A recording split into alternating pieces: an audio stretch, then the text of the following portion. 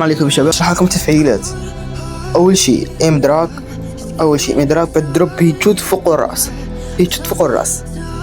وتاني شيء ايم نيك هيتشوت في الرقبه يا شباب. والايم بودي في البطن، هيتشوت في البطن. واما في الثانيه ايم دراج زائد فاست سويتش زائد فري فاير بيتا، تصبح تبديل للسلاح سريع، زائد تصبح التحكم سريع انالوج لما تحركه مثل فري فاير بيتا، حركة سريعة. والثانية يمنيك طبعا نفس المميزات ما عدا هيتشوت فقط في الرقبة، تبديل سريع للسلاح وفي فاير بيتا. اما الثانية نفس الشيء.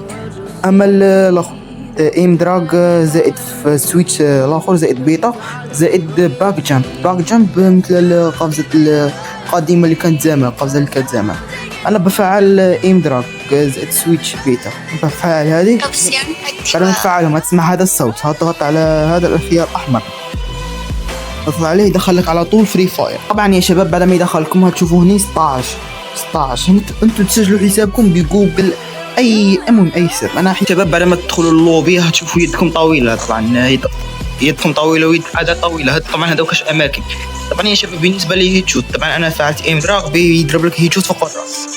طبعا يا شباب انا بنصحكم بايم دراج، انا بنصحكم بيه عشان الايم تصبح قويه عندكم جي بسبب. ولما قلت لكم فري فاير بيتا انظروا التحركات كيف يصير، وسويتش بيصير يبدل السلاح بسرعه. كما ترون يا شباب تحركات انالوج بيصير سريع، يصير يبدل السلاح بسرعه والايم شوفوا كيف يولي. انت تحسب انك تلعب تيكي،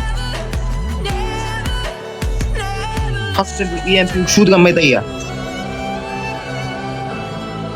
اما بالنسبه لشباب الايم بودي طبعا هو حوريكم. طبعا لازم تخرج من فري فاير عشان تبدل تفعيلات، لازم تخرج منها تضغط عليها. يعني شباب بعد ما تفعلها ايم بودي شوفوا الايم في سي دي يضرب هيتشوت في السر.